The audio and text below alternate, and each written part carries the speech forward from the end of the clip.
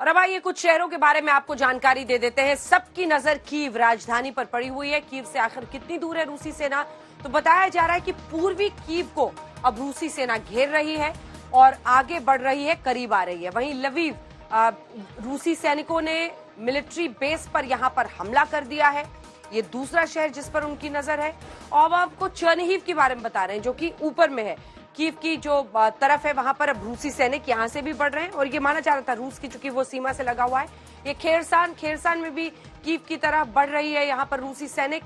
लेकिन 2-3 शहर ऐसे हैं जो पूरी तरह से उनके कब्जे में आ गए हैं, जिसमें एक है खार्किव, दूसरा मारियोपोल जहां पर रूस का कब्जा हो गया है और बमबारी यहां पर जारी है। मारियोपोल में भी आपने देख लिया। भाई आपको दिखाते हैं ग्राउंड जीरो से, वॉर जोन से हमारी सहयोगी श्वेता सिंह की ये रिपोर्ट।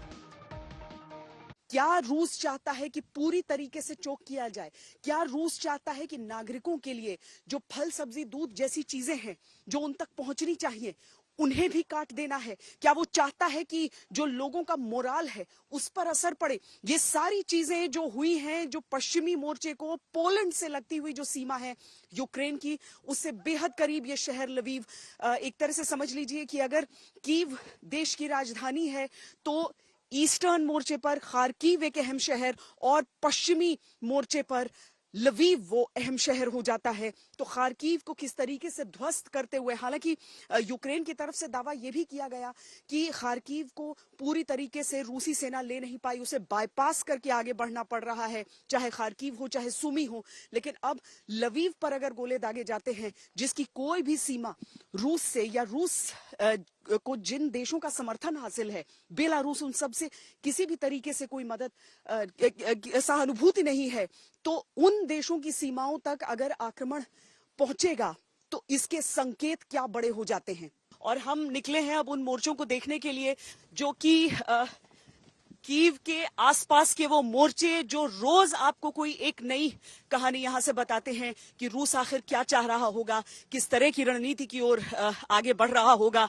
और ऐसे में गौरव, मुझे मालूम है कि गाड़ी में थोड़ा बोलना मुश्किल है, लेकिन अब टेढ़े होकर किसी भी तरीके से आप यहाँ पर आइए और अपने एक्सपीरियंसेस बताइए। कल हम और मैं और आप अलग अलग मोर्चों पर निकले थे, अलग डायरेक्शंस में निकले थे।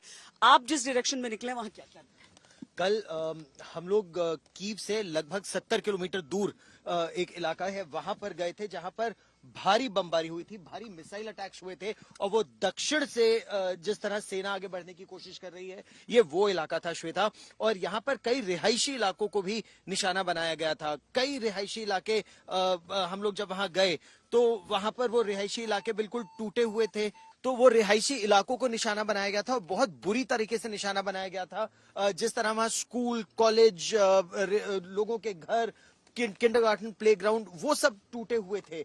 और वहां की सेना ने हमें बताया, हम सेना के अधिकारियों से भी मिले थे श्वेता, और सेना के वो अधिकारी बता रहे थे कि किस तरह से एक के बाद एक जो ताबड़तोड़ रॉकेट्स आते, ग्रैड सिस्टम, उससे हमला हुआ था और बहुत भारी नुकसान। और एक इलाके ही नहीं, पूरे इलाके के लोग फिर घर छोड़ने पर मजबूर हो गए थे। तो कह रहे थे सिर्फ मिलिट्री इंस्टॉलेशंस नहीं, सिविलियन एरियाज भी टारगेट हो रहे हैं। ये बहुत अजीब सी स्थिति है, यहाँ पर बहुत अजीब सा युद्ध चल रहा है। आप इस हिसाब से भी इसे देखिए कि रूस के टैंकों को अगर आप देखेंगे आपको T-72 नजर आएगा। भारतीय सेना भी उतने बड़े पैमाने पर एक युद्ध में उसे आगे लेकर नहीं जाएगी। वो अपने, क्योंकि हम कमोवेश वही हथियार इस्तेमाल करते हैं, T-90 लेकर हम जाएंगे। रूस के पास बड़ी मौजूदगी उसकी है, लेकिन आपको उनकी तैनाती उस हिसाब से नहीं दिखती है।